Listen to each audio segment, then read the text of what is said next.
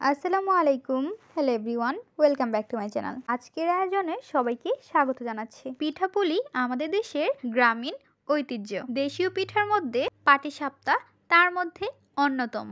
পাটিসাপটার স্বাদ অতুলনীয়। আজকে আপনাদের মাঝে শেয়ার করব পাটিসাপটা পিঠা। খুব সহজভাবে এবং অল্প সময়ে তৈরি করে দেখাবো, একদম পারফেক্টভাবে।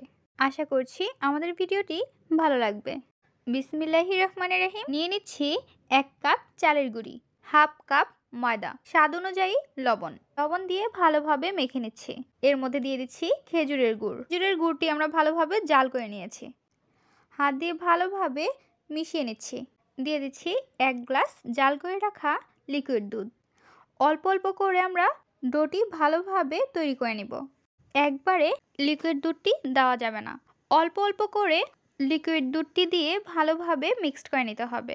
আমরা যেইভাবে তেলের পিঠা তৈরি করে থাকি, তেলের পিঠার বেটারটি একটু ঘন হয়ে থাকে এবং এই বেটারটি একটু পাতলা হবে। রেস্টে রেখে দিব 20 মিনিটের জন্য। চুলায় বসিয়ে দিচ্ছি একটি কড়াই, দিয়ে দিচ্ছি 1 গ্লাস লিকুইড দুধ। এই দুধটি আমরা ভালোভাবে জাল করে নিয়েছি। কাপ মিল্ক পাউডার, 1.5 টেবিল চামচ চালের গুঁড়ি। চালের গুঁড়ি দেওয়ার পর এর মধ্যে আমরা দিয়ে দিব চিনি আপনাদের পরিমাণ অনুযায়ী দিয়ে দিবেন। দিয়ে দিচ্ছি খাঁটি ঘি বা গাওয়া ঘি, 1 টেবিল চামচ গাওয়া ঘি দিয়ে দিয়েছি। এখন ভালোভাবে নেড়েচেড়ে মিক্সড করে নিচ্ছি। মিডিয়াম ফ্লেমে রেখে জাল করে নিতে হবে। এর মধ্যে দিয়ে দিচ্ছি মাওয়া। এখানে আমরা 2 টেবিল চামচ মাওয়া দিয়ে দিয়েছি। মাওয়া দেওয়ার পর অনবরত নাড়াচাড়া করতে হবে, তা না হলে নিচে লেগে যাওয়ার সম্ভাবনা থাকতে পারে। নাড়াচাড়া করে নেওয়ার পর টেস্টের জন্য দিয়ে দিচ্ছি অল্প করে লবণ। এখন আমরা খুন্তির সাহায্যে ভালোভাবে নাড়াচাড়া করে নেব। পাটিসাপটার পুর আমাদের প্রায় তৈরি করা হয়ে গিয়েছে। 1 থেকে 2 মিনিটের মতো আমরা চুলায় রেখে নামিয়ে হালকা ঠান্ডা করে নেব। চুলায় বসিয়ে দিচ্ছি একটি কড়াই। এর মধ্যে আমরা দিয়ে দিব লিকুইড দুধ। এখানে হাফ কেজি লিকুইড দুধ দিয়ে দিয়েছি। এই দুধটি আমরা আগেই জাল করে নিয়েছি। এখন আমরা এর মধ্যে দিয়ে দিব 2 টেবিল চামচ চিনি দেওয়ার পর ভালোভাবে নেড়েচেড়ে মিক্সড করে নিতে হবে।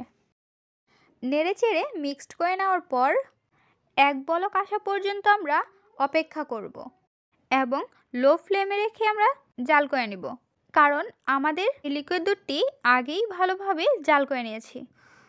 চলে আসলাম 20 মিনিট পর। বেটারটি আমরা ভালোভাবে নাড়াচাড়া করে নিচ্ছি। বেটারটি নাড়াচাড়া করে নেওয়ার পর চুলায় বসিয়ে দিচ্ছি একটি প্যান।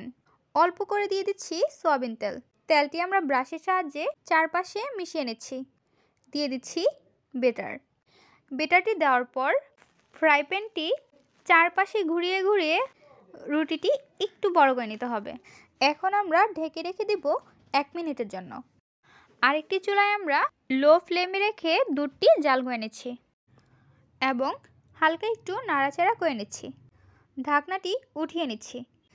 পাটিসাপটা রুটির উপরে দিয়ে দিচ্ছি পুরটি দেওয়ার পর রোলের মতো করে পিঠাটি ভাঁজ করে নিতে হবে। ভাঁজ করে নেওয়ার পর পিঠাটি আমরা উঠিয়ে নিব। পিঠাটি উঠিয়ে নেওয়ার পর সেমভাবে আরেকটি পিঠা আমরা বানিয়ে নিব। ফার্স্ট অফ অল আমরা দিয়ে দিব তেল দিয়ে ভালোভাবে ব্রাশ করে নিতে হবে এবং অল্প করে বেটারটি দেওয়ার পর চারপাশে ঘুরিয়ে ঘুরিয়ে গোল করে নিতে হবে। ঢেকে রেখে দিব 1 মিনিটের জন্য।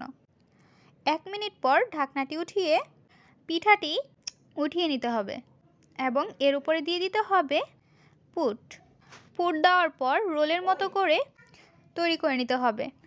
পাটিসাপটা পিঠাটি আমাদের প্রায় তৈরি করা হয়ে গিয়েছে। অবশিষ্ট থাকা বেটার দিয়ে আমরা বাকি পিঠাগুলো বানিয়ে নিব। চুলার লিকুইড দুধটি নাড়াচাড়া করে নিচ্ছি। এই লিকুইড দুধটি হালকা একটু ঘন করে নিতে হবে। 5 থেকে 7 মিনিটের মতো আমরা এই লিকুইড দুধটি ভালোভাবে জাল করে নিয়েছি। এই পাশে সবগুলো পিঠা আমাদের বানানো হয়ে গিয়েছে। পিঠাগুলো আমরা কেটে দেখিয়ে দিচ্ছি। পাটিসাপটা পিঠার মাঝখান থেকে কেটে নিচ্ছি। দেখতে পাচ্ছেন দেখতে কতটা সুন্দর লাগছে। পাটিসাপটা পিঠা অনেকেই এইভাবে খেতে পছন্দ করে, আবার দুধে ভিজানো পাটিসাপটা পছন্দ করে থাকে। পাটিসাপটা পিঠাটি আমরা জাল করে রাখা দুধের মধ্যে ভিজিয়ে নেব। পিঠাগুলো আমরা একটি বড় প্লেটের মধ্যে নিয়ে নিয়েছি। জাল করে রাখা লিকুইড দুধটি আমরা নাড়াচাড়া করে নিচ্ছি। এখন আমরা পিঠার উপরে দিয়ে দিচ্ছি। তৈরি হয়ে গেল সেরা স্বাদের মজাদার গ্রামীণ ঐতিহ্য রাজকীয় পাটিসাপটা পিঠা। পাটিসাপটা পিঠা ভীষণ মজাদার হয়ে থাকে এবং পিঠাপুলি খেতে কার না ভালো লাগে। মজাদার পাটিসাপটা পিঠা আপনাদের কাছে কেমন লেগেছে তা অবশ্যই জানিয়ে দিবেন আপনাদের মূল্যবান মতামতটি। ভিডিওটি যদি ভালো লাগে অবশ্যই একটি লাইক করে দিবেন এবং সাবস্ক্রাইব করে আমাদের পাশেই থাকবেন। আরও নতুন নতুন রেসিপি দেখার জন্য সবাইকে আমন্ত্রণ জানাচ্ছি। আজকের পর্বে আমরা এখানেই বিদায় নিচ্ছি গাইস। আসসালামু আলাইকুম, ভালো থাকবেন সবাই, আল্লাহ হাফেজ।